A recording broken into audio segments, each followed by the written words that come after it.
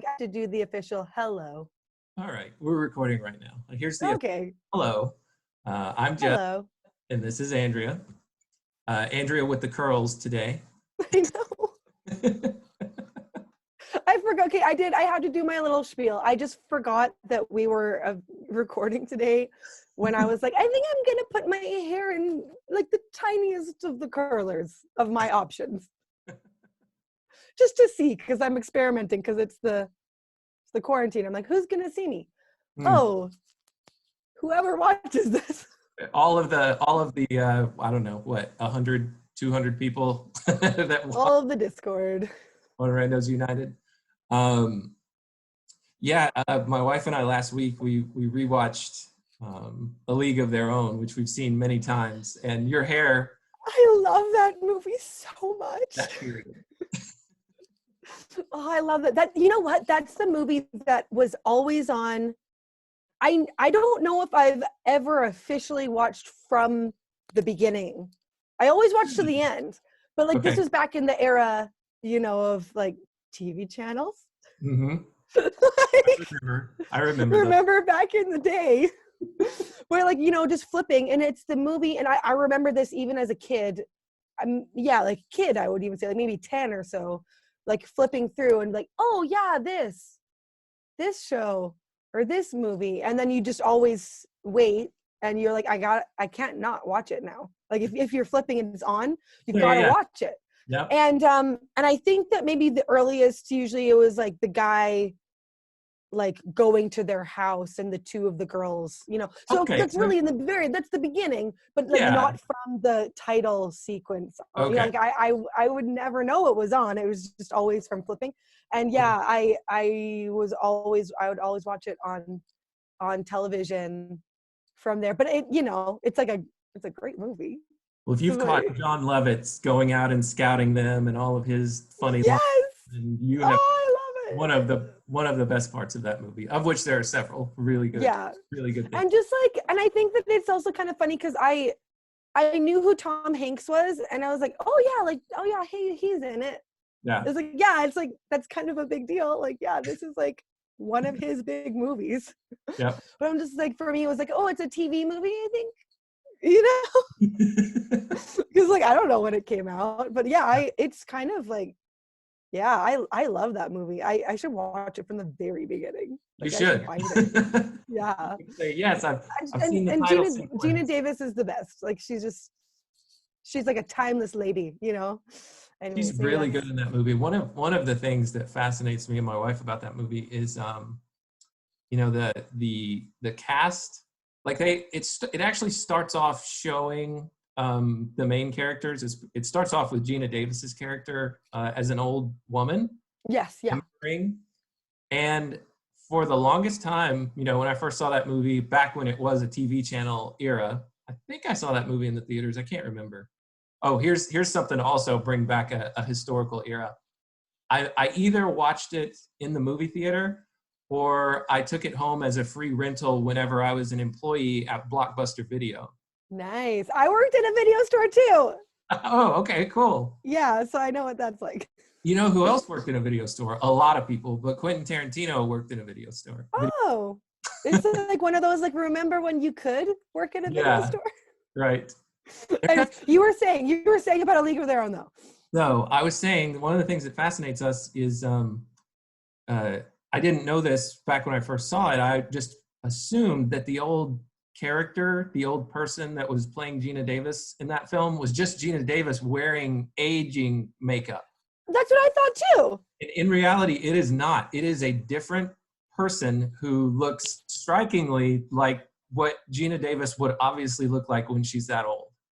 No way. It's amazing. You go look at the cast and it is not. Okay, I believe. Yeah, I'm like, let me just. No. I believe you. I believe you. I know it's true, and I still can't believe it. That is uncanny. Like, that's amazing. Yeah. Wow. I always was like, that's cool that they could age her. Now, I think part of the illusion that sells it so well is Gina Davis, I think, does the voice of the old lady. Oh, because I actually was thinking, like, she sounds just like her. Oh, okay. So I think Madonna's in that movie. Yeah, she's really good in that movie. Yep. Yeah, and I didn't know who she was. Like, that's the thing. I didn't. And my mom was like, "Oh yeah, she's like a big like icon." I'm like, Yeah. "Oh, she's teaching a lady to read with romance novels." That's Right. like that's what I know With a about very her. romantic romance novel. Yes. Yeah, it's funny, like stuff that you remember when you were a kid that you watched that you're like, oh, I didn't know they were a big deal. You go back and you watch it as an adult, things like that. It's like, oh, I didn't know that about Madonna. Or Yeah. also, oh wow, I didn't realize what she was teaching her to read. I know. I know. And I don't think that things like it dawned on me at all. Like I watched the earliest film that I watched that I was too young for sure to watch was Robin Hood, Prince of Thieves. Kevin Costner, height of his, like I think he'd done Dances with Wolves. This was like the next thing. Yep. By the way, I even as a 6-year-old, I was like, why doesn't he sound like the rest? Like, why doesn't he have I didn't know British accent, but I'm like, why doesn't he sound like everybody what's else? that about? Yeah. So again, like height of his, like performance of, or I guess popularity, so he could get away without having the British accent.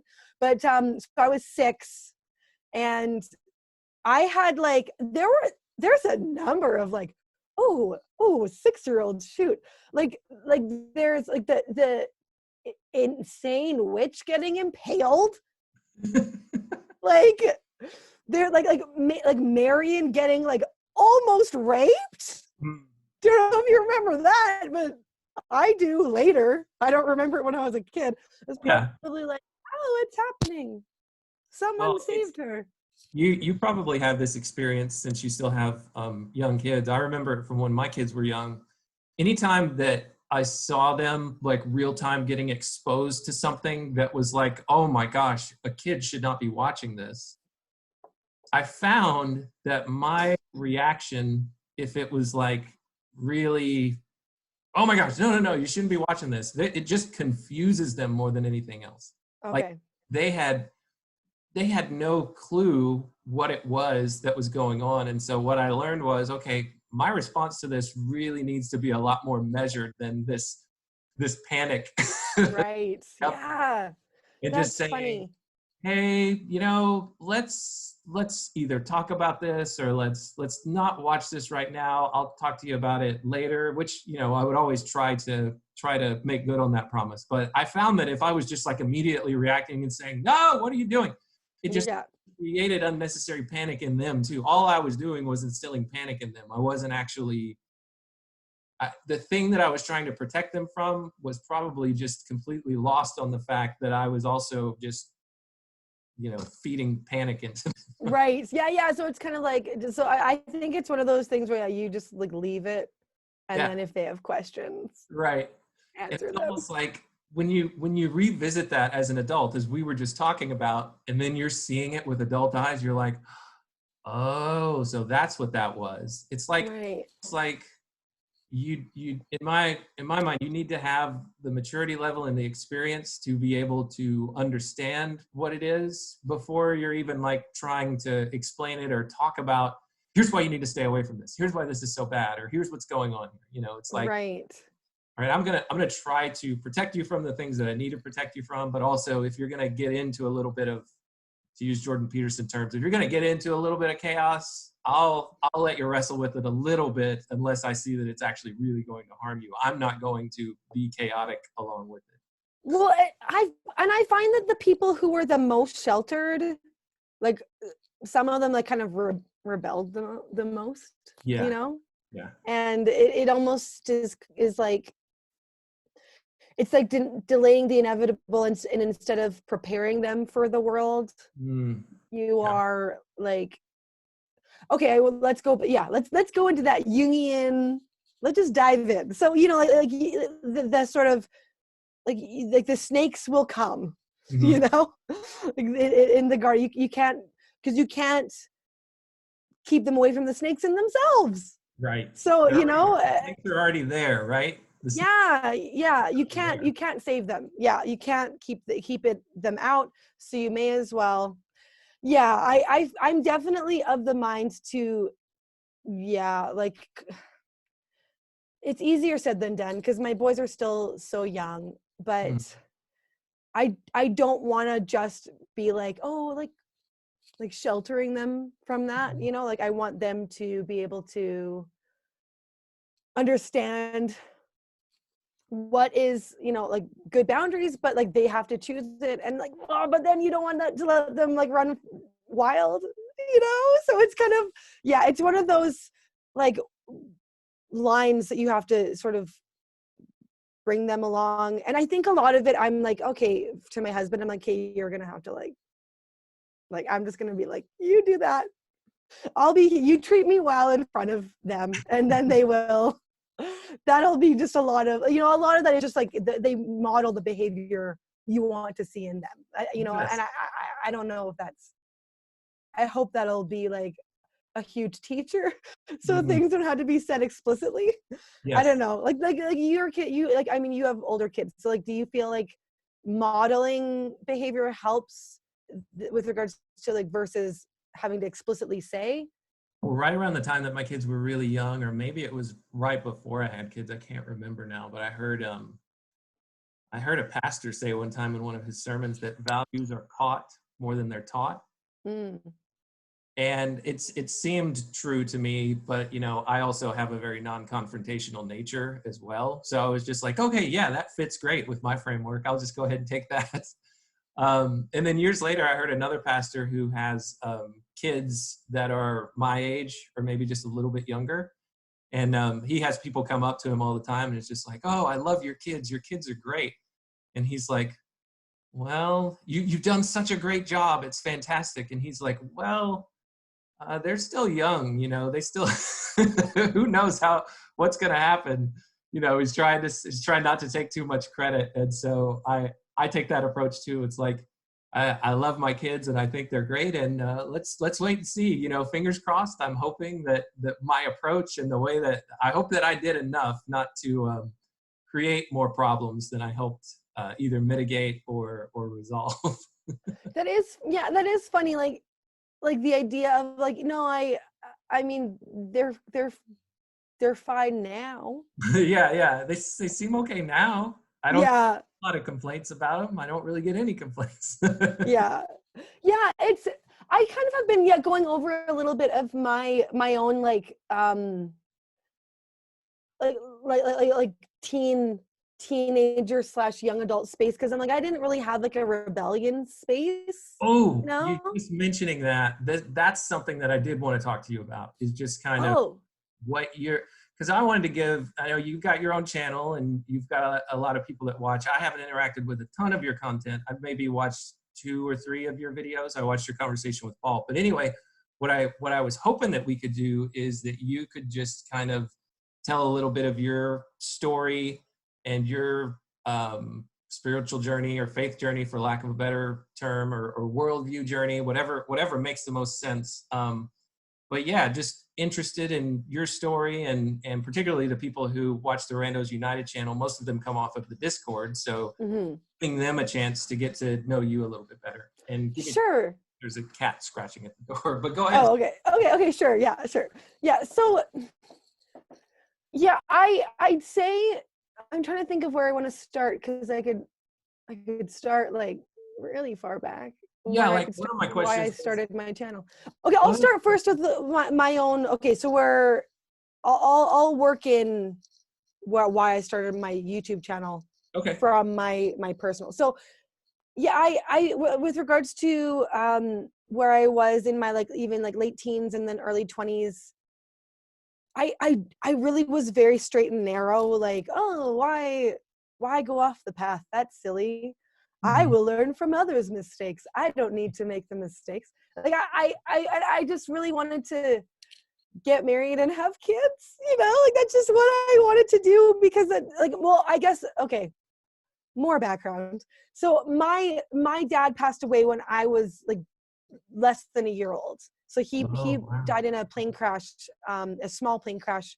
It was Thanksgiving in the States. I'm in Canada and I'm Canadian, but my mom was American. And so they were visiting her family in the States. And one of my aunts, her husband was a pilot. And then, they don't know what happened with the plane. Even though they retrieved the black box, they don't really know what happened. But so he died, and my uncle, my aunt's husband died, and then a cousin of my mom's died.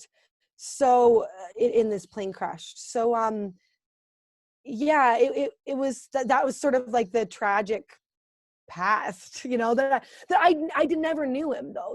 It's sort of one of those, oh, that's so sad, but I was an unknowing infant, so it was sort of more a lack thereof. And then my mom was like, okay, I'm just gonna, this is how I've always thought of it. My mom was like super old when she had my sister and me. Okay. So she was like 38, which is like on the older end even now, and so she had my sister and me. We're twins. We're not identical, we're fraternal, but and then it was just us, and she never got remarried. So, and she would always be like, have kids younger than I did, because you can keep up with them better. So that's sort of my background of why I wanted to kind of just settle down younger, because I never knew my dad, and I didn't really have anyone really replace that. The family I was close to was in the States, and my dad's side, they're kind of always a little bit on the just different, like odd side, because they were missionary kids in the era, and my dad was the youngest. So like in that era of like, they were in Bolivia, and like I'm pretty sure I don't know much about my dad's side, but I'm pretty sure my paternal granddad was like abusive and like hit. I don't know if he hit the girls, but like they're the boys, I think he did, and whatever. So and then like also the one room schoolhouse where it was abusive sort of, environment where you would get the strap and whatever. So they're odd, no offense to them, but I just wasn't super close with them. And so all my family in the States, I really loved them and was really close with them, but I live in Canada and they're in the States. So we would see them every summer. But I wanted to, just to kind of have that family that I didn't really have a male like presence in my life, So I mean, I didn't date much, I was, which is, I don't know, maybe a blessing, but I was of that sort of, I don't know if you've heard of this, I Kiss Dating Goodbye, which is, I can't stand it now. I actually the dude who wrote it has like totally like, I'm so sorry I did this and I'm not a Christian anymore. Right. I'm not against it, but I am against it. So I feel like you can date. Like it's not evil to date. Just don't be a dummy when you date. Anyway, sorry. So I know I'm using such eloquent language. But anyway, but somehow like with my lack of dating experience and lack of male experience, I just didn't even know dudes. Like I just didn't get to be friends with guys until I was university. So I met my husband at like the church young adults, and it was sort of like one of those things where he's like the nicest man. Like he's very kind. He's really laid back. He's very like I have a live stream I put up that I did on my channel of the two of us, of Mr. Bangs. That's what they call him on Twitter. Yeah. Or I call him Hubs on Twitter, but I'm like, here's Hubs or Mr. Bangs. And everyone's like, oh, I see why you work. Because he's just Mr. Chill, Mr. Cool, like, yeah, that's right. He's just super like calming. He's really like laid back, whatever, but he'll chat though. Like he's not super quiet. Like he'll chat if I give him a minute. But yeah, so it worked out. I'm so all over the place in my like, okay, so let's ping over here and ping over here and here in my life. But so I got married like when I was 23, he was 21. We had kids 2 years later and whatever. So I kind of it didn't feel young because I did get a degree. I have a degree in Christian studies and a minor in history. So I felt like I was able to do my living before I got married, even though now 23 sounds young, but I was on a class trip for school. I went to Ethiopia and Israel, and that was one of my life goals, was to go to Israel. And so, I mean, it was super life-changing for me to experience these cultures. And I studied the Orthodox Church in Ethiopia. And then, in Israel, we studied all of the churches there and all of the different situations going on there. And like we even went into the West Bank when I was there a couple times. Okay. And yeah, it was in 2008 that I went. So it was pretty safe at that time. But yeah, I just was like, I've lived. Time to settle down. So, in regards to I just never really was like, oh, let's go and rebel. Cause I was like, nah, I've already got plans, So, and I'm not like, I'm not feeling like I'm overdue for anything like that. That's not something that I'm like, I want to go do that now, but it's sort of like, I always knew what I knew, like I always was like, I know about my relationship with God. I've got my husband and we're both strong Christians, and we've got our kids and we're teaching them about God, and I've got my degree, so I know Christian history and I know theology, and I understand what's going on in that, in that world. And like I used to enjoy, like, let's talk about religion, please. Oh, you're an atheist, or oh, you're a Mormon, let's talk, and I would be like, I know the answer, haha, and I'd feel like super confident. And this is in my early 20s. I remember when I worked at the video store. Talking with people, like talking with coworkers about like, like, here's how I know there's a God. The teleological argument. Even though like that was invented by Greeks. Like, who weren't talking about my God, but still. Whatever, so I was very, I don't want to say arrogant, because I definitely wasn't trying to be like that, but I was a bit naive in my ducks in a row kind of thing, and like I know the things. And like I said, I did go, like I went to Israel, and that sort of altered my understanding of like the church, and understanding that like Protestantism isn't the only way of worshiping God and knowing God. And so that definitely was something that I sort of altered my understanding, and was like, oh, maybe I didn't know everything. And so there are like some things that I was like humbled in. But so, okay, enter Jordan Peterson. So that was I discovered him in 2017, the summer of, or maybe the spring of. And my sister told me about him, and I didn't really know about the sort of controversial stuff.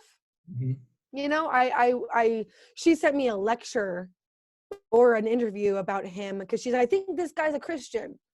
And then so there was one clip, and then she sent another clip. Oh, maybe not.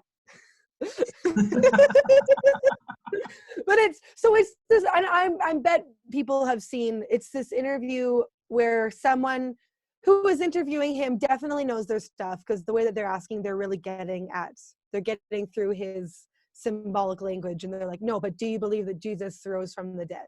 I think I've seen that one. Yeah, in the flesh. Yeah. And so I kudos to that interviewer who knew how to cut to the chase. But yeah, so he I remember him being like, taking a minute. This was the clip that she sent, that second one, that was like, oh, maybe not. But but where he's like, I don't know, and I thought that was really interesting, that he took the time to think and was like, I don't know. And so then I really did a deep dive, as you do, into his content, and just sort of like looked at his lectures, and I'm like, wow, this guy's, I mean, I know he's a psychologist or a psychology professor, but he's like a mythologist, And I love myth. Like, I've always loved the ancient Greek myths, and would always take out the M encyclopedia and just look over the different creation stories and the myths and the different pantheon of the Greek gods. And, so I was always like interested in that. And so hearing about the archetypes and it's Jung, so I don't want to act like Peterson invented them, but he popularized them, And then his biblical lectures come out, which are awesome. And actually, not that they came out, I think that they actually were out, but I kind of wanted to, I think I looked through Maps of Meaning first, and then I moved over to his biblical lectures, and I'd watched all of them. Like that summer of 2017, I stopped watching television or movies or anything in the evenings, and I watched, that was my evening, was watching his lectures. They're 2.5 hours each, and there's 18 of them, So it really sort of changed how I saw my faith, because I'd heard things I'd never really heard before. I mean, he wasn't trying to convert anyone or deconvert anyone. He just this psychological reading of the biblical stories and understanding the relationship of the creation account and ancient stories and ancient narrative, and how evolution actually, the early man really sort of, that falls in line with like sight and what we see, and snakes, the role of snakes in our early ancestors' lives, and our eyes developed because of snakes, and eyes literally being opened. No. And fruit, and being able to see color, and ripe fruit, and the whole red thing. And anyway, so it just sort of, it very much made me be like acting things out before you know what the thing is. And how I'm like, how did they do that? How did the stories develop in a way that was true? It's true metaphorically, and it's true like in our evolutionary development. And it really sort of made me be like, okay, maybe I've been an old earth sort of person since I took a geology class in university, but it really made me be like, okay, I think evolution is the thing, but it doesn't have to be like evil. I think it goes along. It took me along. Like it wasn't an evolutionary biologist like Dawkins, right, who brought me over there. It was Peterson, so, which I think is really interesting. So I was very like, okay, so faith and science don't have to be at odds. So it kind of changed my understanding of faith, but it wasn't that really. So, okay, now I'm going to diverge a bit. Okay. So then I decided to do my YouTube channel, because it was something that I started like listening to these other scholars and listening to these different other interviews of other people in that sort of intellectual dark web space.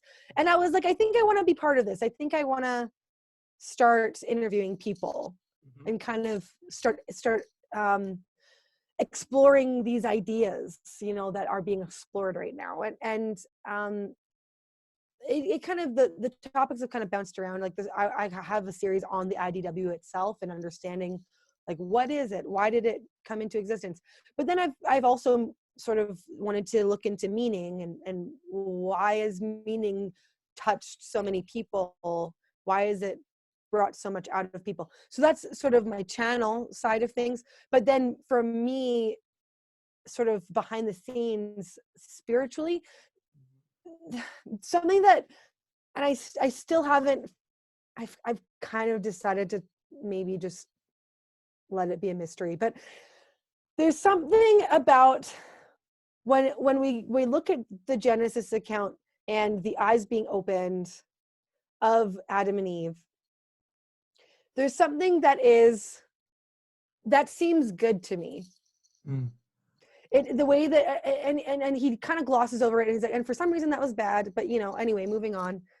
Now their eyes are opened, and they understand that they are going to die, and they understand that they do have to work and save for later, and hence sacrifice is born, and say a sacrifice now so you can have food for tomorrow. And so but the way that it was described, I'm like, okay, it sounds like it was better that their eyes were opened. Mm. It sounds like it was like they were ignorant before. You could say innocent and sure, or naive, which is fine. But it sounds like they were in a state of being in the dark before, and then they ate of the fruit of good and evil. Again, this is like whether you think literally or not, but again, the message that's getting given to me is like, oh, okay, so this seems better, that they now know the truth, Mm. that they're, and I listened to all these other lectures he had up on his podcast. And at one point, he didn't say it in the biblical series, but at one point he talks about how, I guess Augustine, and I need to look into this, Augustine talks about maybe the fall happened so that Christ could come, Mm. and the glory of the incarnation could be felt Mm-hmm. in the world and could be gifted to the world. Maybe that's why. Again, I'm paraphrasing, so please, Augustine, forgive me. But so I haven't really gone into that in my channel. Like my intellectual life was sort of awoken. Mm-hmm. Again, I was a mom. I am a mom. I was a mom of three boys. I was in mom world. And so I've kind of been sort of, there's kind of two spaces I've been occupying for the past like couple years. And the intellectual life has sort of been the one I'm looking in on my channel, kind of, but dipping in a little bit into that spiritual, like talking with people like Paul. Mm-hmm. I just talked with Benjamin Boyce Mm-hmm. about iconoclasm. I'd really like to talk to Jonathan Pajot, Mm-hmm. but I need to reach out to him, and hopefully he'll say yes. But I've been sort of like really wanting to look into the symbolism and like what things mean on this deeper level. So there are a few things that sort of, I talked with Esther as well. Yeah. So we kind of touched a little bit on the spiritual side and not just the intellectual side, but I've really been living on my channel on the more intellectual side of things. Mm-hmm. But like on the spiritual end, I haven't really wanted to go there. And I think it's because I don't enjoy fighting with atheists. I Mm-hmm. really don't anymore. Like I did when I was younger, when I thought I knew all the things. Mm-hmm. But now I'm like, actually, I don't know all the things.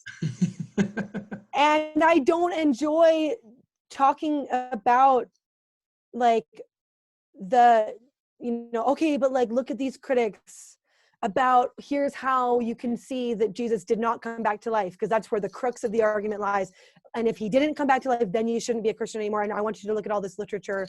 And it's one of those things that, like, I don't know, maybe at some point I should look at that. I don't want to just have my head in the sand, but Mm-hmm. I'm not there. I don't want to go there. I'm not in a space where I am wanting to look at the facts. Mm-hmm. And I have like a sort of, like I'm more in like, that's where I want to go into some symbolic, because Mm-hmm. I'm kind of living in that, like, maybe I don't, maybe the things that I've been taught are fine, but I feel like we don't know all the things. Like, we as Christians like to think we know, Mm-hmm. that we have the answer, and like it's a script and Jesus is the answer. And I don't not think that, to use a double negative, but I also kind of am like, well, if God is infinite, then we can never know all the things.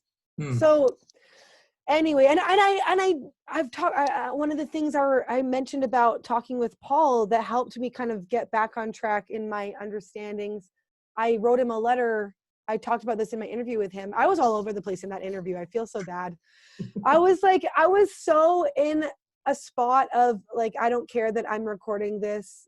I was like, I'm not going to be the interviewer that I try to be. I'm just going to be, I was interrupting him so much. I feel so bad.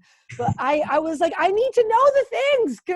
I'm like, I have you, and I can get answers from you, and you're a pastor, but you get it. Like, you get it. Like, he gets it, because he's been in this space that we were all in online. Mm-hmm.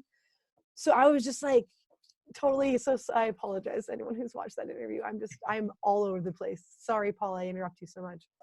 But He told him to put a cardboard box on his head, so I think that was a win. If I nothing. know, everyone loves that. I was actually like, okay, well, I guess I did something right. Yeah. But yeah, so I before, yeah, again, he didn't know who I was, but I wrote him like however many months before. But I wrote him because I'd seen him on Benjamin Boyce's channel, Mm-hmm. and he seemed to know things, and so that's why I decided to write him.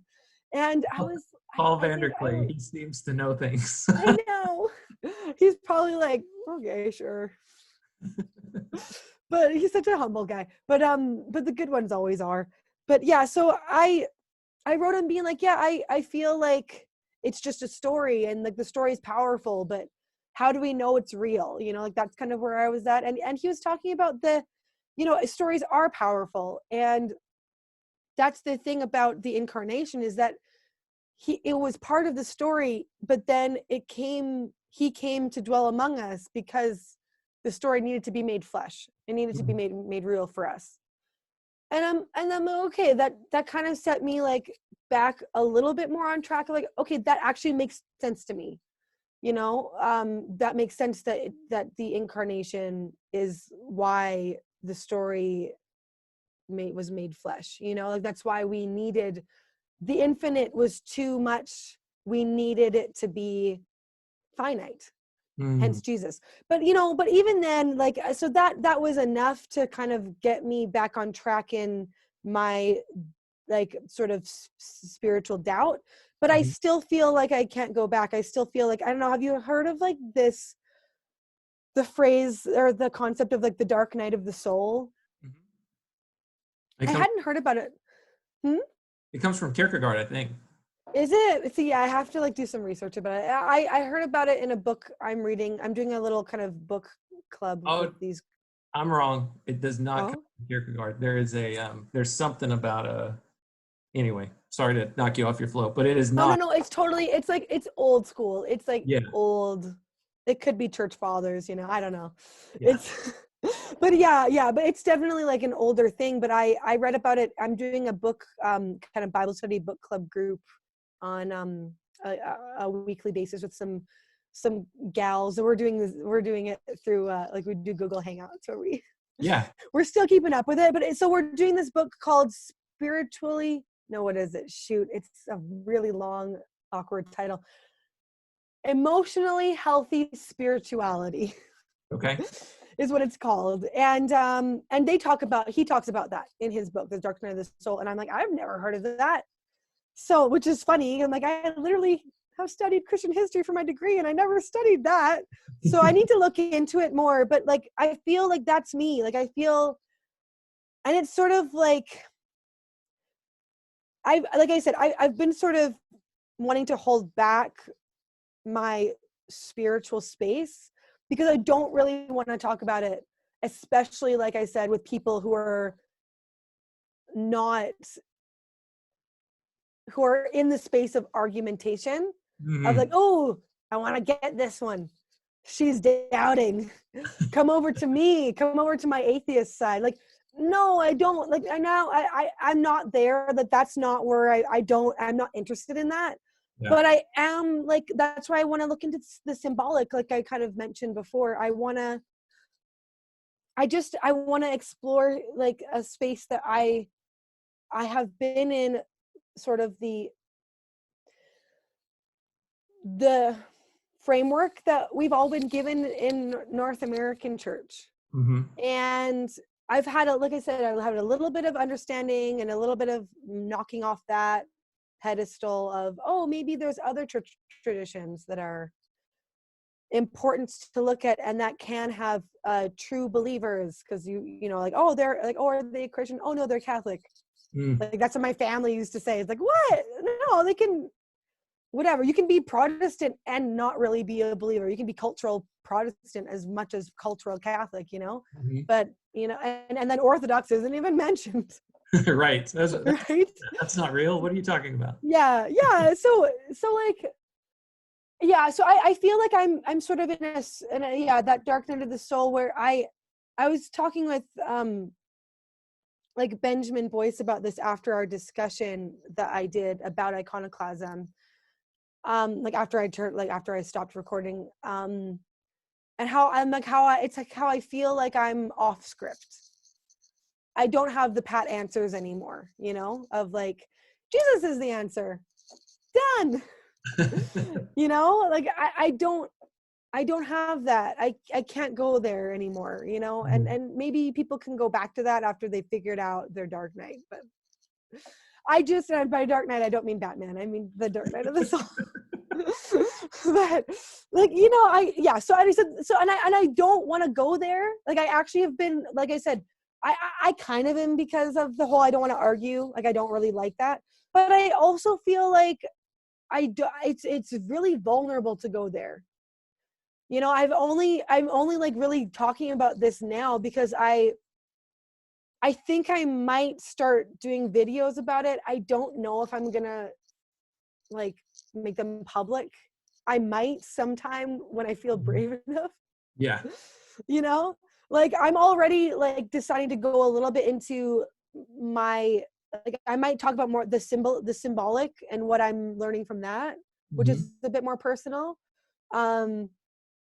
I did record something about my name, and I did a little like 5-minute blurb about like musings in the quarantine. You know, and talking about like, oh yeah, my name means, you know, woman, like because it's the feminine form of Andrew, which is man in Greek, so it's like woman or womanly or the feminine.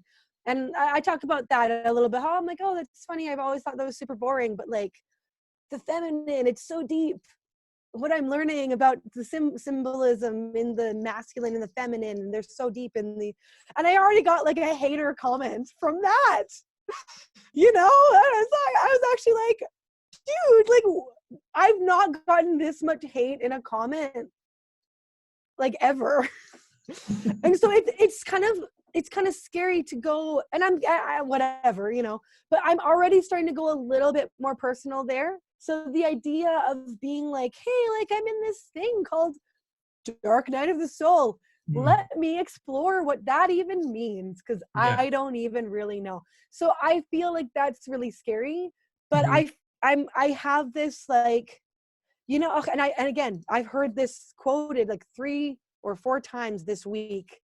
That whole the Jungian, and Paul quoted it on Friday when he did his chat, Discord chat, that like you need to go where you least want to. Yeah. Yep. I've heard that said like 3 times. You know, and I actually am like, I think this is where I don't want to go, and I think I need to go there. And I don't even know where to start though. But so it's all very, so this is like, I apologize. This is it's a very like, I'm pinging around in my understanding of where I'm at. And it's probably a good precursor because I haven't started this yet. But like, I think I just need to press record and start talking about like, hey, this is where I'm at and I don't really know. So that's why this is very abstract and all over the place for what I'm talking about now, because it's sort of something, it's uncharted territory. I don't really know. I don't know a lot of people who have gone through this, because a lot of people are either not talking about it or are just happy reading the Bible and be like, Jesus is the way, moving on, and which is fine. But I can't go back. I can't go back to that, and I don't even know if it makes sense, Jeff. Yeah. What I'm saying right now, that's where the idea. I'm off script. Like if someone asked me a question, I can't give an answer that would have satisfied. You know, like that sort of programming, and I don't want to act like it's a cult or anything like that. But I even slip into it where I'm like, oh, well, actually, if you look at this makes sense. And then I actually am like, oh, I'm programmed right now. Like I'm giving answers that university studying theology, Andrea, would have given. And it's not necessarily bad, but it's not really what I think. It's things that arguments I crafted that make sense, that I've given in the past. We had a conversation recently, myself and another guy who I've met through Paul and Paul's channel on the Discord is a guy named Luke. and Nolan, who is another guy who has been on Paul's channel and talked to him, because Paul will talk to anybody, talks to all of us crazy random people from the internet. Yeah. And that was one of the things that we were talking about in our conversation is, there are people who, when they talk, are going to say what it is that they think they're supposed to say. They say they believe what they're expected to believe.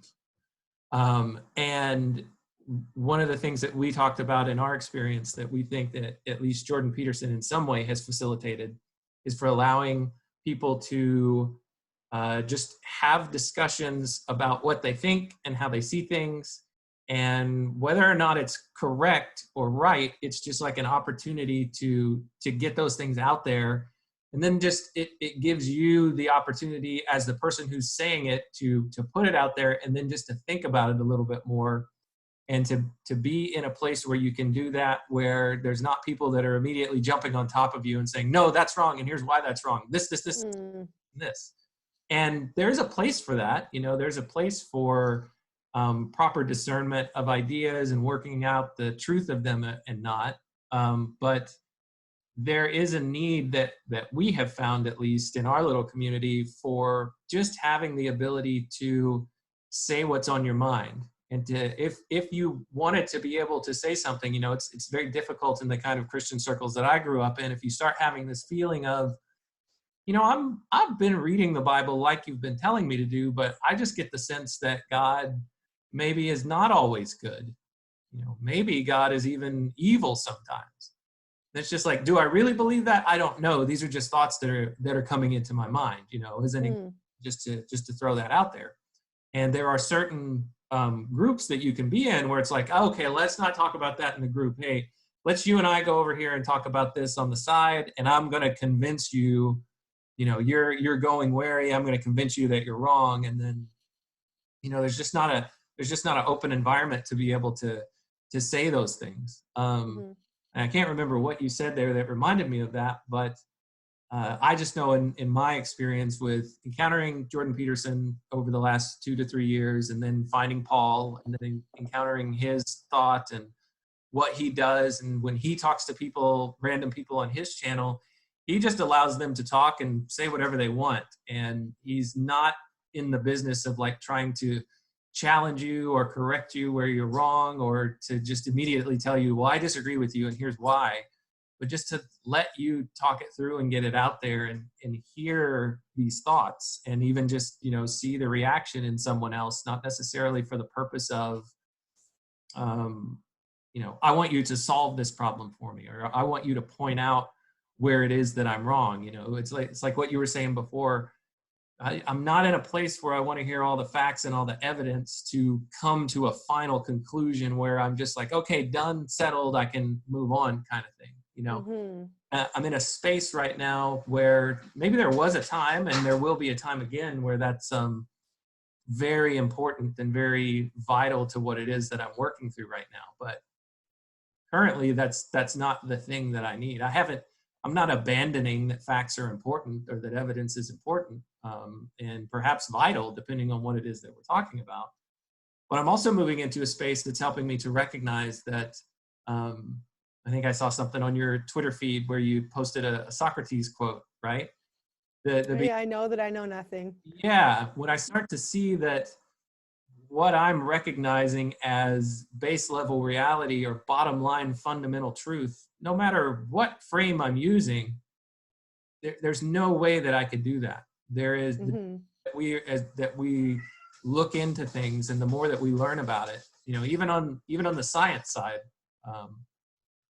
the harder and deeper that we look, the more we start to find just what seems to be an infinitely expanding landscape of things that we don't know. Just more and more and more questions. That doesn't mean that our journey is fruitless. It doesn't mean that we're not incorporating things that are very important and helping us map and understand existence a lot better. But there are different tools for different jobs. And one of the things that I think has happened in a lot of the religious circles that I've grown up in is a tool was picked, empiricism, hardcore evidence, this is what ultimately helps us to define or to make the case for the things that we want to make a case for. Mm-hmm. I was talking to, I was having breakfast with a former pastor, probably within the last year, and I was talking about Jordan Peterson, and he had never heard of him. Mm. And I said, you know, there are people out there who are not going to be convinced by anything that the church is trying to establish as reality, such as the bodily resurrection of Christ, because it just can't be proven. And that's the only way that they look at things. You know, there are a lot of atheists. There are a lot of hardcore atheists who just say, well, you know, if it's not empirical and there's not like scientific data to back it up and to ultimately make a probability case, then it's probably not true and it probably didn't happen. And that is the right way to go, because that's how I live most of my life. That's how I work through the world. That's how I rely on technology. And he started telling me, well, you know, you can look at a bunch of historical evidence. And I would just come back and, you know, I was playing devil's advocate, and I would say, well, but that's not science. That's just grabbing pieces of information that somebody wrote down and said was true. Mm. You know, it wasn't clicking for him. I probably wasn't doing a good job of explaining it. But what I was trying to explain to him is Jordan Peterson, and the way that he was presenting things in his biblical series, was getting the attention of these empiricist people for the very reason, I think, because he was putting the metaphysical question, the metaphysical claims to the side. He says, I'm not saying anything about that. That's not what I'm trying to address with all this. I'm trying to talk about my area of expertise with psychology and what I know through my Jungian studies about mythology and archetypes and all that kind of stuff. And I'm just trying to talk about what the psychological significance of these biblical stories are. Mm. Opened up a completely different way of looking at these things. And I was just amazed to hear so many people that were atheists, and it was just settled science, to use a much bandied about term now. Mm-hmm. Yeah, this is just made up stuff, and made up stuff is not valuable. Mm. Okay, I still believe it's made up stuff, but now I'm taking it way more seriously and seeing the depth of value that's in it if you're presenting it to me in this way. I can't go with anybody who is telling me, well, yeah, somebody bodily raised from the dead, and also they're God, the creator of everything that you see. I'm sorry, I just can't go there with you if you're trying to tell me that that's as much of a fact as, you know, this pen that I'm holding in my hand on my desk is a fact. Mm. As you start, what I've started to learn is, as I start going deeper into the other direction of learning about the significance of these, you know, fictional stories, of these non-literate, of these non-factual things, the more I start to swing back over in the other direction and start to look at, well, this is the Jordan Petersonism. What do I mean by fact? What, you know, am I seeing a full, absolute representation of this pen that I'm holding up before my eyes right now? Well, the deeper that we delve into to science, the more I start to realize that what I am seeing and what my brain is interpreting is not what's actually in front of me anymore. You know, that's one perspective of looking at it. It was light that was that was traveling to my eye, and if the object has changed, I'm not getting like an immediate update. You know, I'm getting something that's bouncing back to me.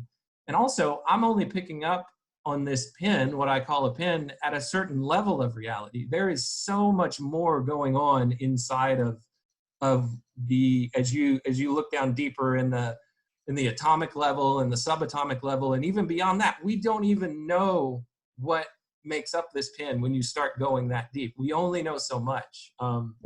My friend Luke from the Paul Vanderklay community, he quotes this quote, and I can't remember who said it, but it is, all models are false, some are useful. So the idea of an atom, is that what reality actually is? Well, no, it's just a model to help us better make sense of the reality that's around us. But there is no model that I have encountered to this point that can exhaust reality for us. And I'm bouncing off in all of these other different directions, but whenever I think about story and whenever I think about fiction and I think about fact, what we call hardcore fact and hardcore evidence, what we, if we really start to delve into it and think about it and consider it, these facts and these things that we think are objective, we only know a little bit about them. We don't know the whole of what these things that we're calling facts are, and how we aggregate those facts and how we then examine them, and what we use to try to make sense of them is dependent on so many other things that aren't facts that we really don't know a whole lot about, right? I don't know why I have this particular bias to see this collection of facts and put a little narrative around it and say, oh, okay, well then that's what's really going on here. Mm.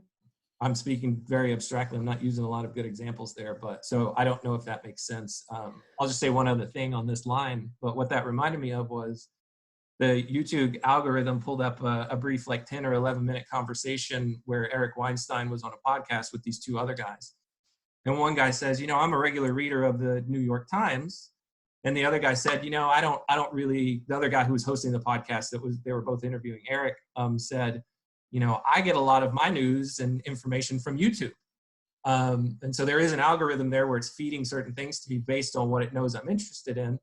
But they would both say, and yeah, so then when a big story happens and we both come together, the guy who reads the New York Times and the other co-host who doesn't, we're saying, you are getting a completely different story than the one that I'm getting.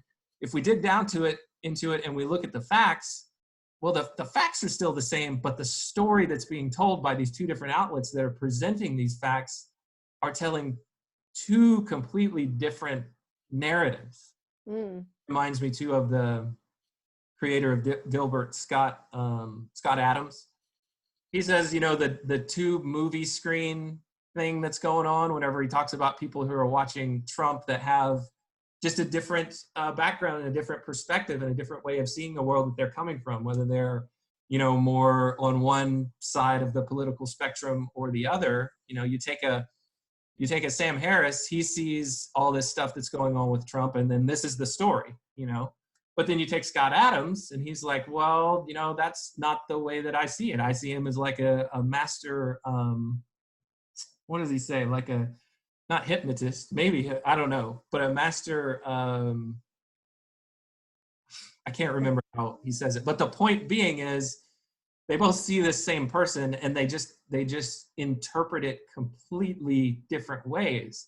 And in the direction that I think that you're more interested in starting to try to explore is, well, what are these things that are like driving why I interpret it the way that I do? That may not be true for you, but I know that it's been true for me. Is like, okay, where does all this stuff come from, and why do we see things the way that we see them? Is it facts all the way down? And I don't know.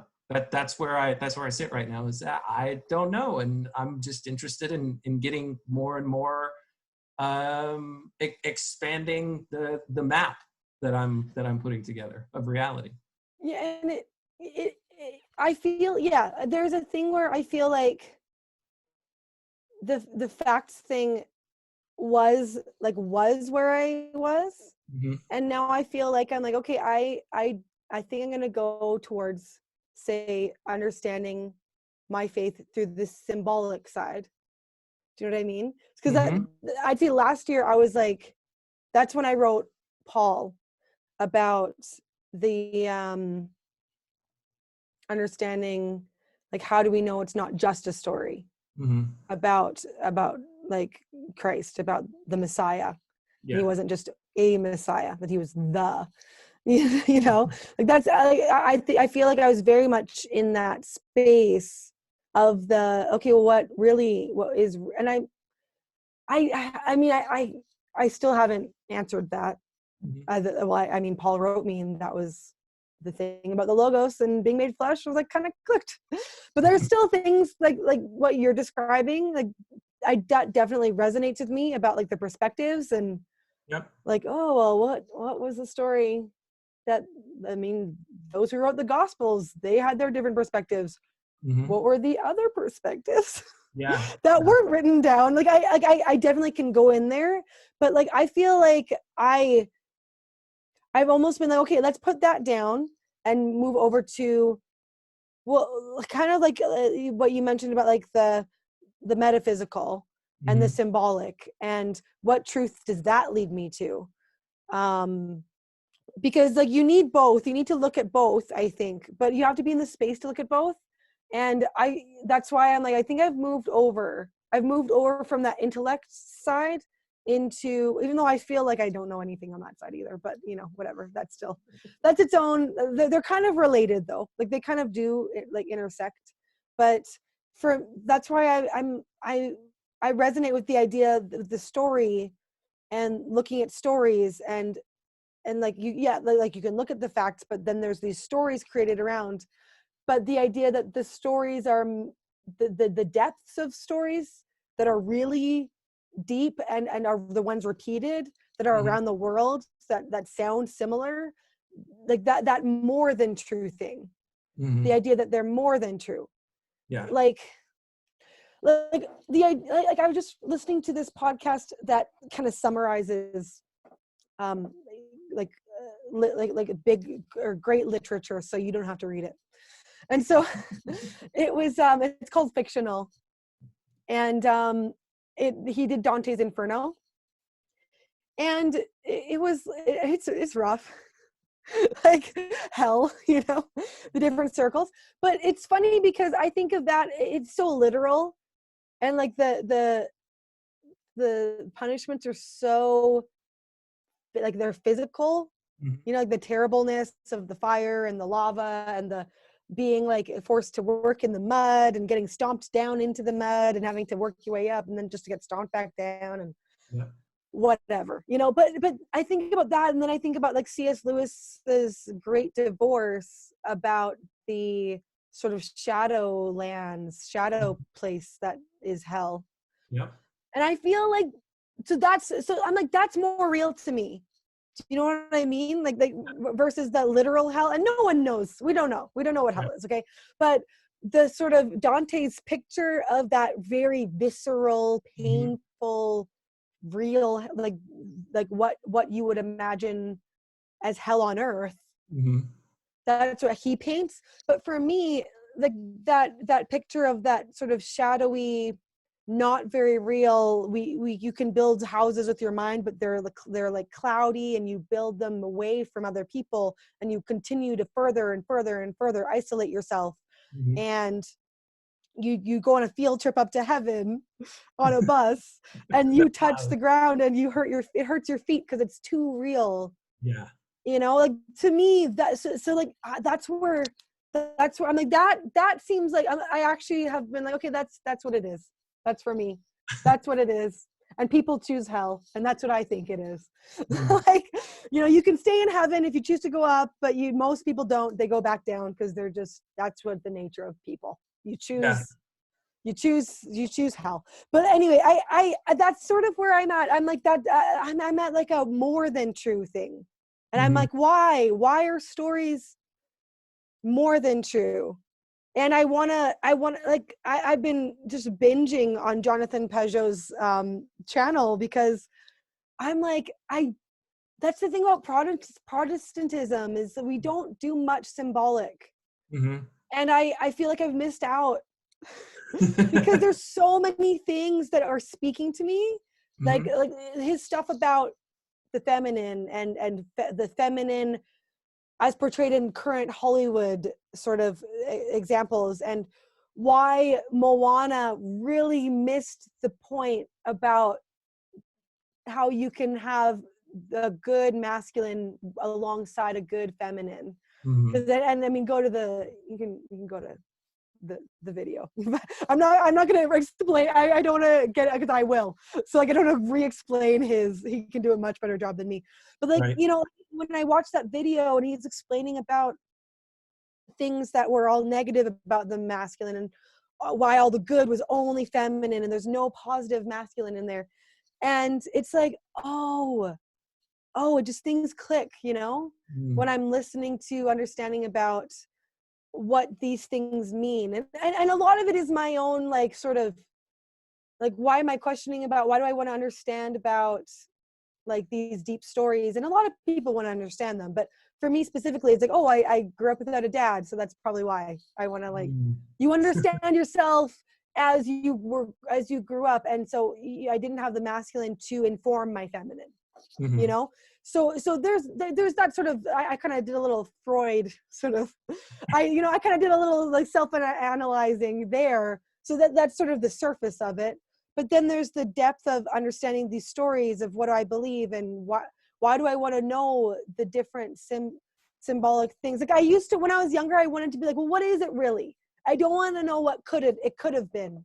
I want to Mm. know what it really was. I don't want to Yeah. hear the symbolism. I want to Yeah. know what actually happened. I didn't like those, like, endings where it's like, it could be like Inception, Mhm. and like it's like it wobbled a little, but like, did the sorry, the little top. Yep. Yep. So I'm like, what is it though? Like, is it real or is it not real? And it's like, well, that's the point. When I was younger, I wanted to know what it really was. So I was almost in that, I really was in that, like, well, what is the facts? Even though I was still, like, a believer, but there were things in my life I'm like, I want to know what the real thing is. And Mhm. now I'm like, what's real? Right. Right. What do you mean by real?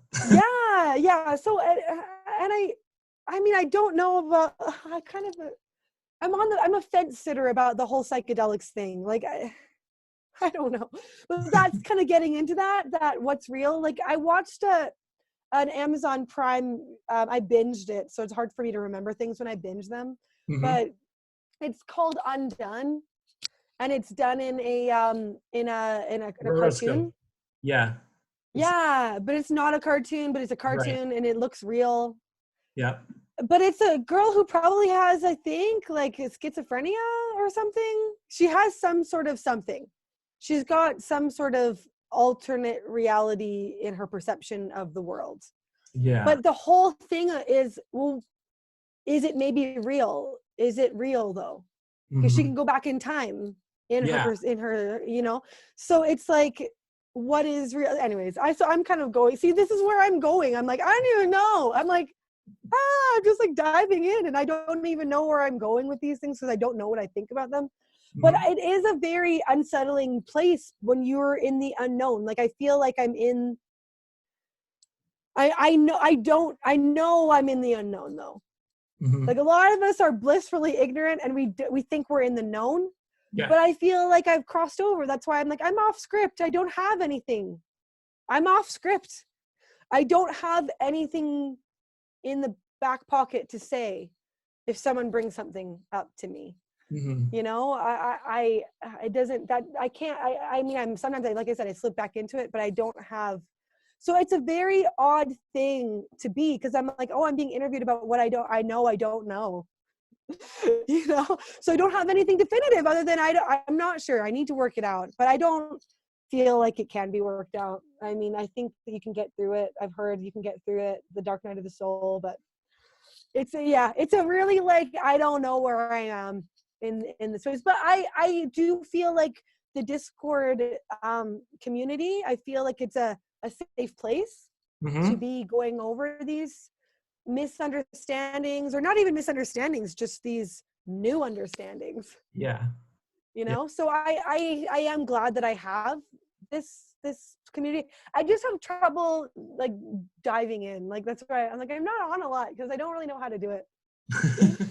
But I do really like it. That's the thing. People are like, oh, you're on. I don't even know this girl. I was on for a bit back when people would tag me. I'm like, I know how to do it when I'm tagged, but it's hard to just dive in.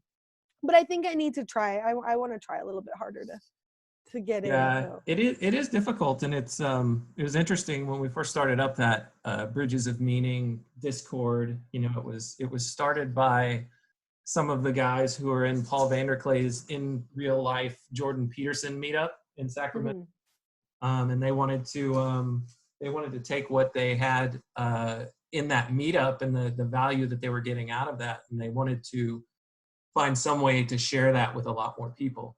And so it was kind of how the Bridges of Meaning Discord was born.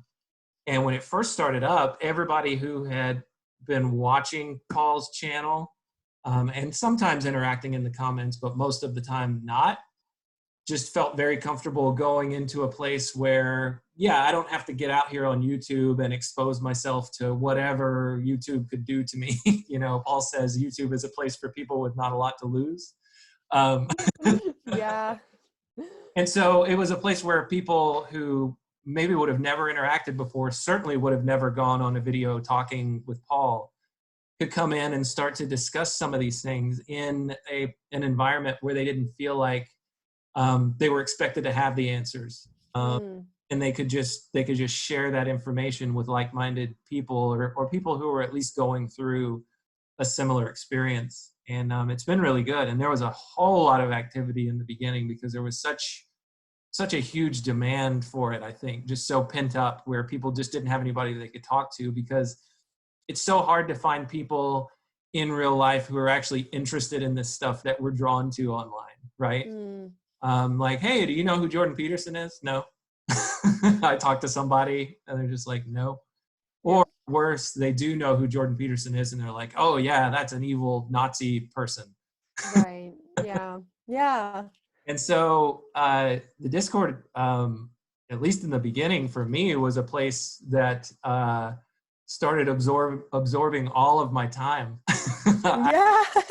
You just go on there and you're just like, oh, it's so great to get to talk to people like this. And it is a really good spot for that. I had to dial back because I put a setting on my phone to where I would get a notification anytime that anybody just posted anything in the general chat. And so oh, wow. be looking at my phone and wanting to hop on and comment. And so if you do want to figure out a way just to get more involved, I would recommend that perhaps with some caution as a way to start is just to get notifications on your phone, see that somebody posted something, see if it's something interesting that you want to engage with or a person that you can talk to a little bit more. But then after you start, after you get that first taste, then I would say, okay, dial back on those notifications because it's just going to constantly have you wanting to get involved and talk. And no matter what's going on in real life, oh, my son needs to eat. Hang on, let me respond to this real quick. I got to strike while the iron is hot. I know. Yeah. And it's also hard to get used to different conversations happening at the same time. Because it almost feels like, oh, sorry, I'm so Canadian. I'm like, oh, sorry, I interrupted. Sorry. I see that you were saying this, and then I went on, and then, oh, you just kept going, and oh, but then someone answered me, and then, yeah. So I just seeing that's normal. Like I'm used to Twitter where you put your thing that makes sense in the thing. Yeah, like commenting. Yeah, but it's just one stream. Yeah, there's no threading in Discord. But everybody gets used to that and understands it. And so just go in there and you say at this person who said that a little bit earlier, maybe even if it was 20 minutes ago. Or what other people do is they'll copy and they'll paste what it is that they were referencing in the post. Oh, smart. So that's one of the ways to get around it. But yeah, don't let your Canadian politeness get in the way of getting into it. It's that, and I have to say it's sort of like humbling because you can really on Twitter you can go out in the main, but you also can be like, oh, what are people saying about my thing? You can be very like oh, I wanted to talk about this, and all people are responding, so I'll go live here for a minute.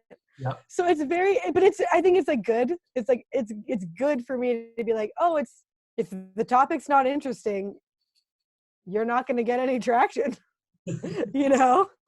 Like it's like, oh, like if someone writes you back, great. If not, like try again. Yeah. Most of the time if somebody's right there and they've recently posted something, their attention will be on it. But what I've found myself doing too is like if I'm going back and reading through and see something that somebody said quite a while ago, I'll just like at them and I'll say, hey, I noticed that you said this. I had another question, and then just put it in there and respond. It'll come back. One thing that I do have set on my alerts on my phone now is if anybody mentions me directly it'll pop up. So yeah, I have that. Yeah, but sometimes it doesn't actually come up, and I see that someone tagged me and it didn't notify me, and I'm like, I would have gone on.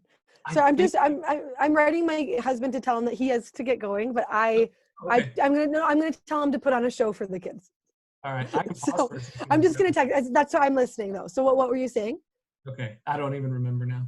Oh no, I interrupted you. Okay. No. I'll say this, and you can go back and watch it if you're not able to listen on this part. But I don't know if this is what you were encountering with the notifications, but I have noticed that if I have the Discord pulled up in a tab on my actual laptop, then it won't send any alerts to my phone because it's like, hey, you're already on Discord right here. You've already got it open. Oh, I'm going to send you an alert. Maybe that's why.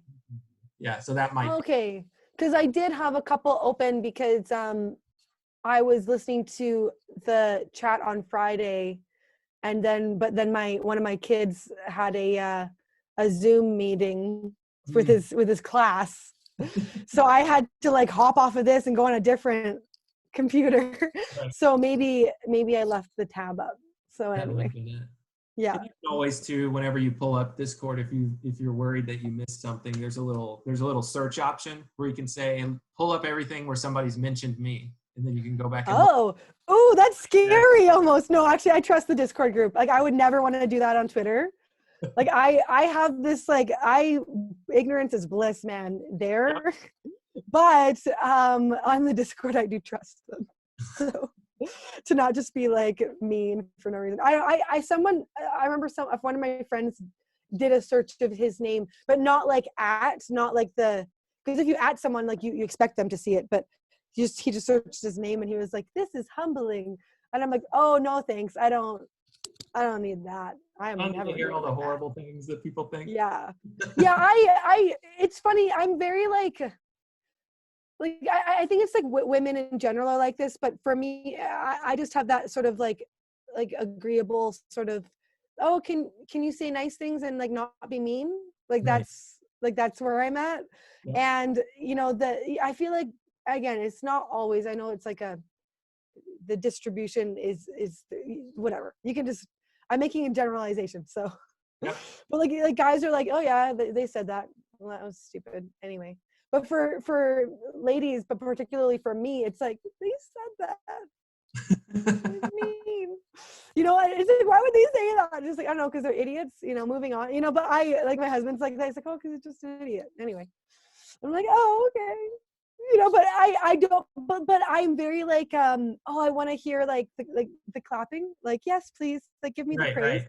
And I remember Paul saying that beware the clapping gods. Oh yeah. And I'm just like, oh yeah, that's me. I have to watch out for that because like I'm pretty nice on Twitter, so people are like, oh, Andrea with the bangs, she's so nice, and I'm just like, thanks. It's like, but it's like, no, don't get your worth from that, because like it can go away and it can turn very quickly. Right. You never know when it'll turn. And there's Paul has talked about beware the clapping gods, and I am very high because I took the Jordan Peterson Big Five personality. Yeah. So I'm like 90% agreeable. Really? You're higher than me. Oh man, I am so high in agreeableness. And I'm sorry, I'm like maybe I'm 75% agreeableness. I'm like, okay, that's the same as me. I'm 90s in politeness. That's the one. Oh, okay. Wow. And so see, I don't know that. I did like a knockoff, like just one of the ones on the internet. I didn't do the Peterson one. Well, I do obviously. I think the vast majority of people do like the clapping gods. We like to hear validation that what we're seeing or what we're saying is actually in line with what other people think and what they believe. But I think one of the traits that helps me a little bit with being high in agreeableness is when I'm talking to people who are very disagreeable and I'm sharing some of my thoughts and my perspectives with them, and they just immediately can find some of the concerns or some of the issues that they have. And I know this is probably sounding contrary to what I was saying earlier in our conversation of, I just need a space where nobody's challenging me. But what's interesting is, if somebody is to tell me something, well, I agree with a little bit of that, but here's where I think that's wrong. Then I'm immediately agreeing with them on what it is that they see as wrong. Well, yeah, that is something to almost like watch. Yeah, because again, like you want to be challenged. Like, so it's not that so like the group,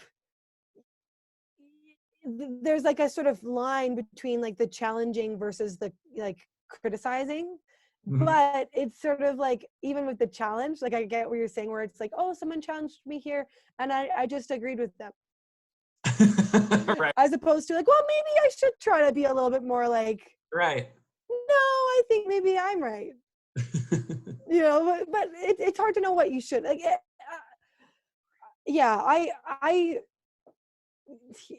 don't know. Like, I just remember the first time I came on here, and I think, I don't know why we were talking about like the whole Unitarian thing. Mm-hmm. Like, I think Sam Adams was like going at me hard. I should rephrase that. He was really being intense about the whole, there's only one, it's one God. It wasn't mean at all, by the way. Like, I was just like, oh, who is saying such things? I just had never really been exposed to someone who believed in like one as opposed to three in one. Yeah. And I was just so like, I don't have, like, he's giving on me all these verses, and I don't know, they're verses, they're my verses. Again, like, that was like an off-script moment, but I had nothing to say. Was this on the Discord, or where was it? Yeah, on Discord. Okay. But it wasn't bad. It was just what happens there. It wasn't aggressive. Right. Even though I made it sound like it was aggressive. But for me, it was like, whoa, like, oh, I don't know. I always just thought it was a general consensus. Maybe since, the Nicene Creed. Yeah.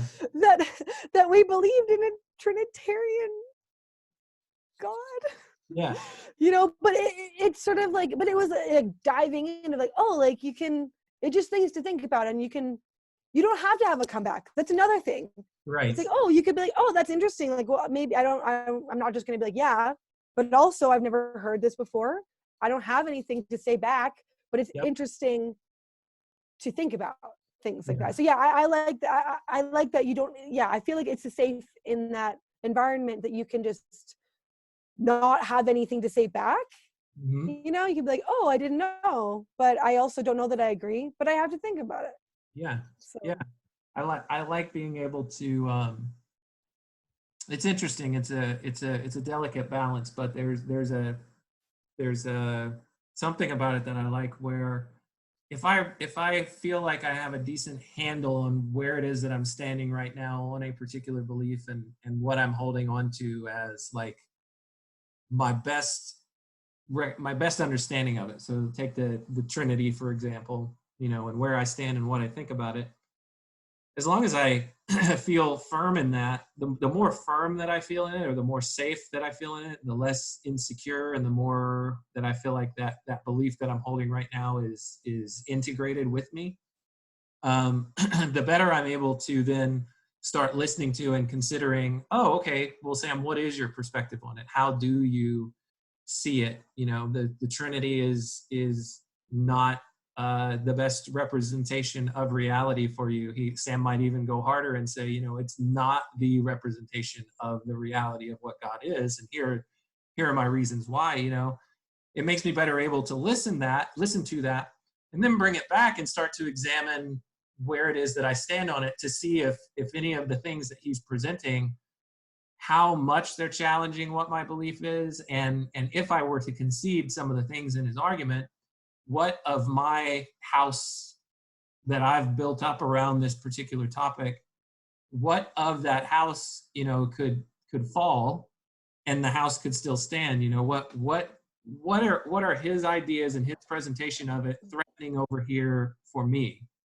And the more that I can look at where my belief stands, that what he is presenting is just not completely knocking that away and destroying it, the easier it is for me to have that kind of of discussion. Now, one thing that I have noticed in myself, and I think that I've observed in others, is keep using that house metaphor for an idea. If the things that I'm starting to bring back from this person who doesn't see it the same way that I do, is really starting to threaten the collapse of that house or the destruction of that house, that's when I notice that I start to get more into of a fighting mode or a defense. Yeah. And even being tempted into not having a good faith discussion anymore. Yeah. Just fighting to win my point, Mm.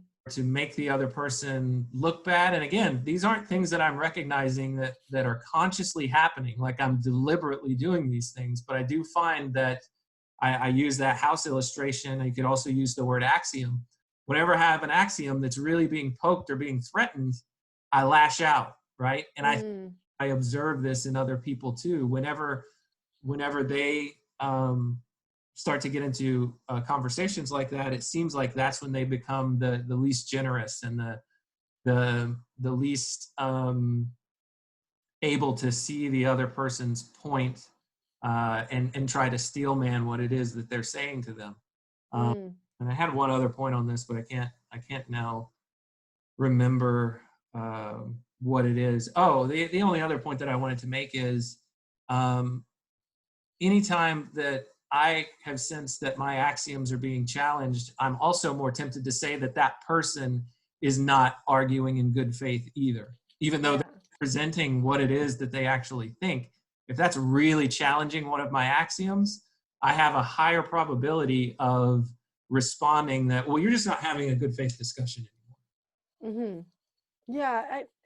It's funny you bringing up the idea of like the certain, like the house metaphor and like the breaking certain things, or like what things like are loose in the house. Right. because that's like bringing it back to like where I'm at with regards to this whole dark night of the soul thing. I feel like when you're in that space, you're like, oh, I don't know any of the things and I am not protective of anything because I don't know. Like if you ignore, I feel like it almost is like I don't feel like fighting back over anything because I don't know anything. Like that's how and the idea of breaking certain things down. It's funny again because I just chatted with, like I said, Benjamin Boyce about iconoclasm, which is the breaking of sacred icons. And like it feels like I feel I the whole acting things out before you understand what when I went over and edited that interview, I like took notes because I was like, I don't even remember this. Like I didn't even really, it didn't register, oh, this is like me. And like I am going through iconoclasm right now. Like and that's the thing is I don't have like, oh, there's this one little like this one step is a little creaky. Oh, I like, like maybe this is something to watch. I don't feel like it's just one. I feel like it's the whole thing. And that's why I'm like, I don't know which one to break down and to make reborn. Yep. But it is something that I am encouraged about, to have the idea that it's not bad, because you feel like I feel like there's that, oh, like I guess I'm entering heretical territory now. Like you feel like that, but learning about iconoclasm and the idea that like when Moses broke the 10 Commandments, when people were dancing around the cow, a different image, like we talked about that, and it's like he had to go get another set, but still, like the breaking of those commandments, it meant something. It was like this is what Benjamin said, the idea that this is now in the conceptual. It's not only on the tablet, it's now in our minds.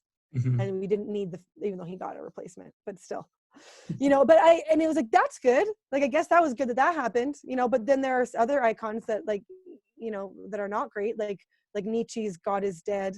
that was a bit of an obvious, like, he wasn't doing it on purpose. He was just saying it, what had happened to society, and he was nervous about it.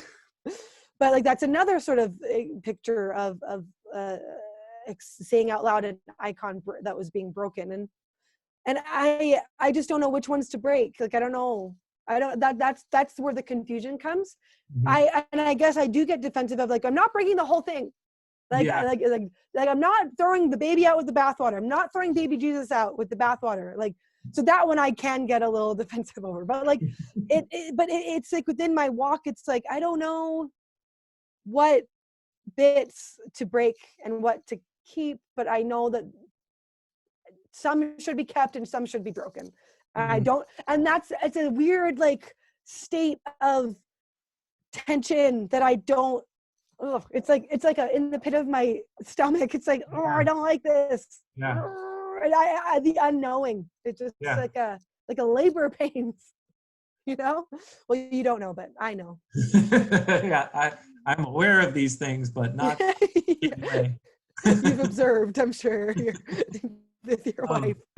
Like, it's not easy. That's all I know. It's not easy. So one of the things that one of the things that I've considered and that I think I feel pretty safe with, at least at the moment, is coming to the place of saying, okay, what if all the things that I've held as bedrock truth end up not being true? The place where that leaves me is, well, I can't do anything to change ultimately what the truth is, but I know that there's something that lives inside of me that wants whatever the truth is. If what I think is the best version of it turns out not to be true, I just have this deep hope inside of me that it's something that's even better than what I perceive right now. Is it possible that it could be worse than what I think it is? Yeah, I guess so. But to me, that's in the direction of nihilism. And I don't live in nihilism just because I ultimately admit, and this is a very non-factual, non-empirical statement, I don't live in nihilism because I know it's something that I don't want to be true. If it is true, I wouldn't really want to live anymore. And so the things that seem core to me about the Christian story and about God in some way communicating to and showing care and love and not admiration, but care and love and value, ultimately seeing us as valuable in some way that, I mean, I wouldn't know why, if you take the concept of what God is, you know, this infinite, vast, all of these things that you can say about what humanity conceives God as,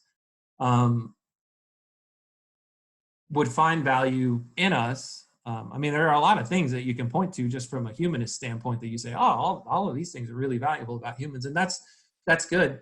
The thing that I ultimately land on, though, is the story is a story that I like. You know, and some people might say, oh, you like this idea of God killing his only child and all that. That is not even deep enough of what I am thinking about, you know. And those people aren't deep thinkers with that criticism. There are a lot of people who are deep thinkers that hold that criticism, and that's fine. What I'm saying is, the ultimate story that I'm hearing from the Christian perspective is that there is meaning, and that there is a source of meaning, and that source of meaning wants you involved in that meaningful story and in that meaning itself. And there are days when I don't see it and I don't feel it. And those days, you know, are tough sledding.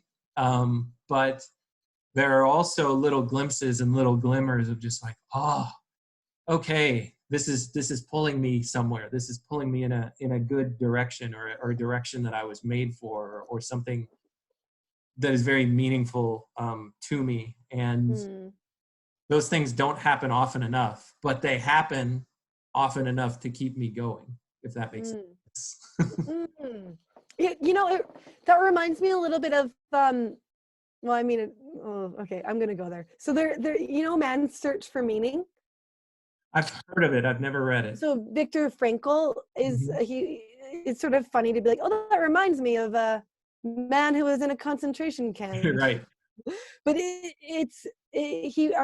I'm actually like only halfway. I need to finish reading it. But there's a moment where he talks about finding hope in the midst of, I mean, he talks about all the sad things, but when times where they would see, like, say, a really beautiful sunrise, and how like the Nazis, they couldn't take that away, that sight, and that like that it could be just a flash where you take a moment, you look at it, and it's like an instant for however long, and you live in that instant, and that's what gives you like a sense of meaning. And it's only for how long, you don't know, I don't think that they had a lot of time to stare at sunrises and sunsets, but it was like, it's like a sort of idea of living in a moment and seeing the infinite. So that kind of sounds a little bit like what you were like describing, like you were like, this is enough for today. Yeah, and also just the idea in the story of some people could see this as egocentric. I don't. I just see it as like a little bit of help along the way of moving through some of the pain and suffering that happens in greater or lesser degrees to all of us in life. Is the idea that that sunrise was in some way made for me to see it. It was made for me to experience that wonderful little moment of awe. It wasn't just some random coincidence that it generates this stimulus in me that really ultimately has no meaning. The story that there is an intent behind that for me to receive it and for it to interact with me in some way has meaning in and of itself. That is a motivator toward the good for me, and to me is one of the core tenets of the story in the Bible. But as I've learned over the years, it's not only in that place. You can find it in other traditions too, right? In other spiritual traditions. I'm one of these people that says all spiritual traditions are exactly the same and they're all just pointing to the exact same thing. But I feel like there are meaningful and very real components within a lot of these different stories that humanity has used to try to make sense of reality around them, that when brought together do correspond and help us to get a better picture of reality. One of my favorite authors, people who are common to the Discord or to Paul's channel know about me, is C.S. Lewis. Everything that I've seen so many things by him that just speak to me very deeply, but I can't even remember why I brought him up now. Well, he's the best, that's why. Right. What did he say? He said a lot of stuff. I can't even that was connected to what I was saying before.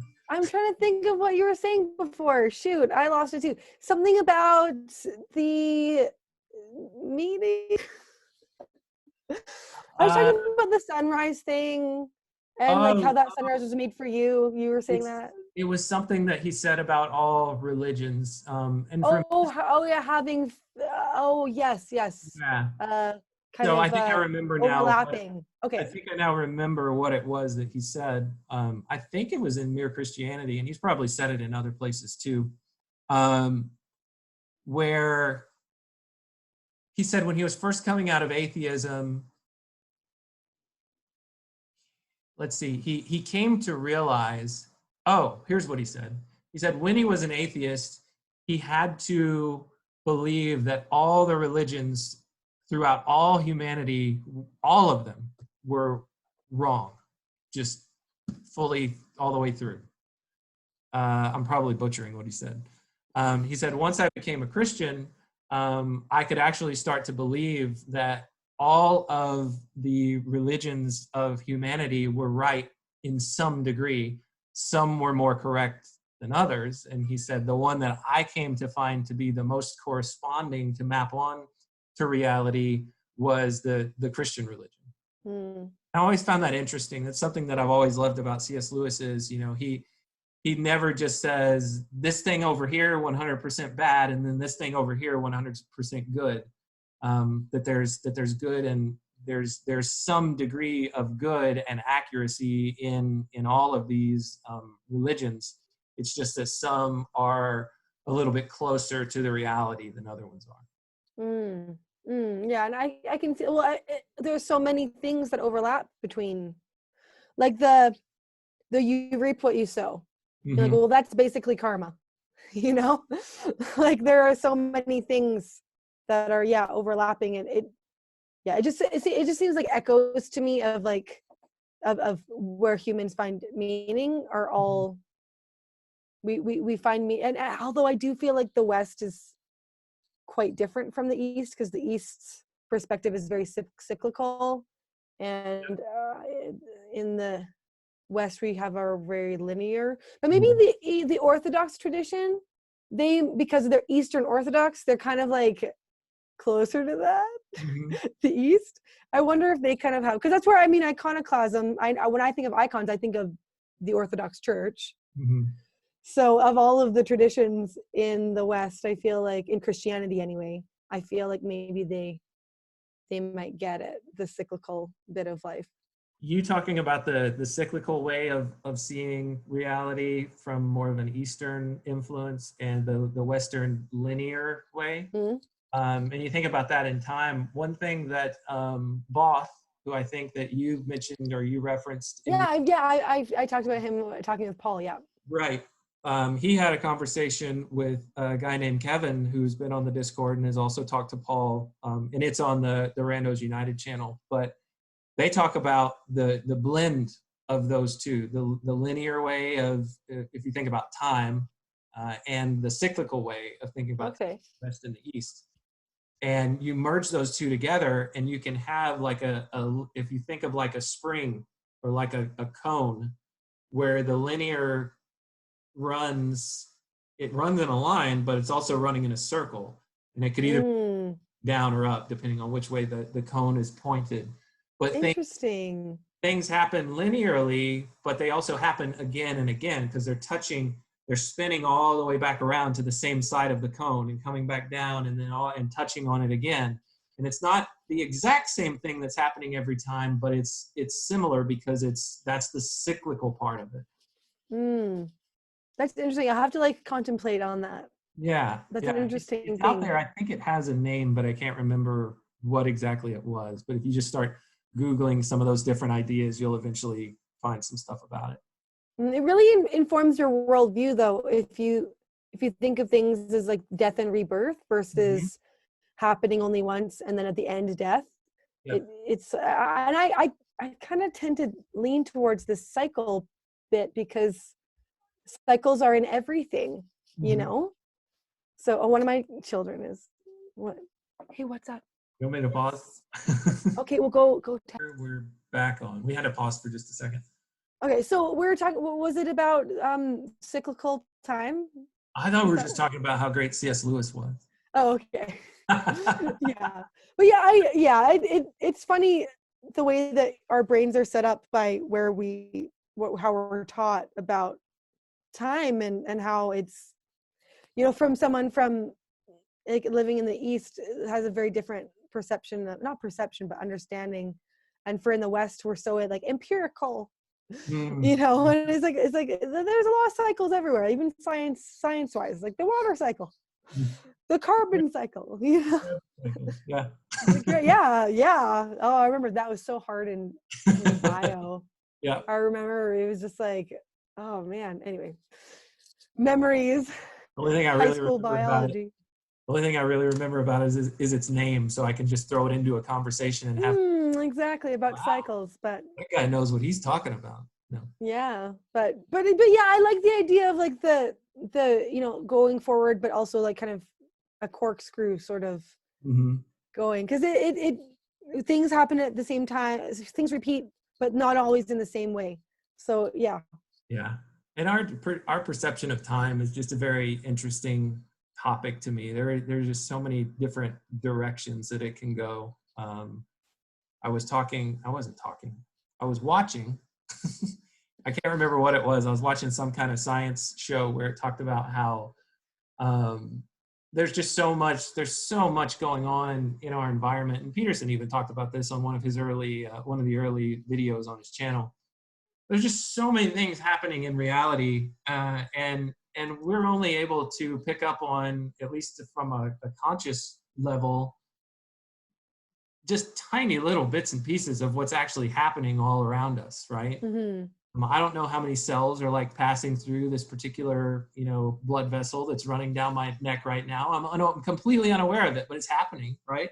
It's there, it's going on, but I'm not perceiving it. And I just think if that's even what I'm aware of that I'm not perceiving, what am I not even aware of that I'm not perceiving that's completely going on? And I think about time that way, as I was mentioning before.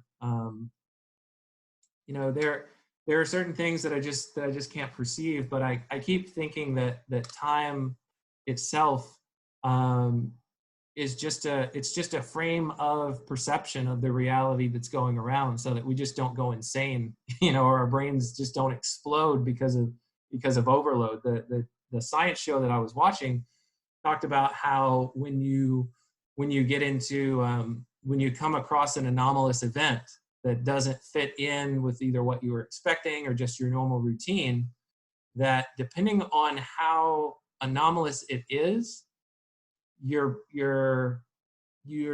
cognitive abilities, your resources start to increase and things start to slow down for you, and you can focus on smaller things in the environment a little bit. The best common illustration to where you can kind of see this idea that I'm talking about happen is in the first Spider-Man movie from, I think, like 2000 or 2001 with Tobey Maguire. Yeah. There's a scene that kind of illustrates how his spider sense works, where time seems to slow down. It shows somebody like shooting a spitball out of a straw. Right, yeah. And it's just like going really slow. And then he sees like a fly going down the hallway and it's flapping its wings really slowly. Yeah. Then Thompson comes up and is about to punch him. And then he just like he starts dodging his punches like really slowly, Yeah. It's just illustrating that his spider sense is a different level of perception. And so that's a fictionalized illustration of it. And so I know we're trying to wrap up here pretty quickly, but I have a real life illustration of experiencing something like this where it's like, oh my gosh, time just seemed to completely slow down. And so the anomalous event that I had was probably about, 10 years ago now. I had just got a new mountain bike, and I was so excited to go out and ride it. I got up really early the next morning after I purchased it. And I went riding around the city while it was still dark outside, and all I had was like street lights. And so for about 45 minutes, I was riding around, and somewhere in the last 15 minutes of my ride on the way back home, there was a shadow going across the sidewalk that I was riding my bike on, and it was dark. It was, it was still dark outside. The sun wasn't up, but there was this shadow off of the street light that was covering up this post that holds a stop sign. Yeah. And it had like these sharp beveled edges on the side. I don't know if you're familiar with how they kind of bolt the stop. Oh, okay. Yeah. They have like holes in them, and it's kind of like beveled. Anyway, I'll put a link in the comments to show kind of what it is. But this thing had been cemented actually into the sidewalk itself rather than in the grass where you would expect it on the side. Okay. It didn't have a stop sign on top of it. It was just the post sticking up out of the sidewalk. Okay. And it just as I was riding my bike, it's almost as if it popped up out of nowhere because it was hidden in the shadows. And I tried to dodge it, and it caught the side of my foot where I was pedaling. and it shattered my big toe whenever I hit this thing, and it also sent me flying like Supermaning over my handlebars. Oh my gosh. As I was flying through the air, it felt like time slowed down. Yeah. I was just kind of observing myself flying through the air, and I knew, oh my gosh, here comes the pavement. I need to make sure that I hit that pavement in such a way where it doesn't like cause Completely destroy you. Yeah. some kind of really destructive damage. And so I'm like flying through the air, and I can sense myself and observe myself like contorting in such a way to where I can kind of land on my arm or on my body Yeah. instead of like face forward. Yeah. Wow. And it was just like, yes, my perception of time, because of this very anomalous, chaotic event, had really, I was feeling it as if time was slowing down, because I felt more aware of my surroundings and what I needed to do. And it was probably like an instant where I'm flying through the air like that. Yet I'm making these calculations and turning and twisting my body in ways where I would never do that if were the stakes not as high as they It's were, high. you know. That's so interesting. Man, it does, yeah, it does make you be like, what is real? All right. To go back to that. Yeah. What even is real? What does that even mean? Maybe that you've just given me the name of this video. What? Well, we end with the title, I guess. Yes. Perfect. All right. Well, I know you've probably got to get running too, so I'll stop. Yeah, my children are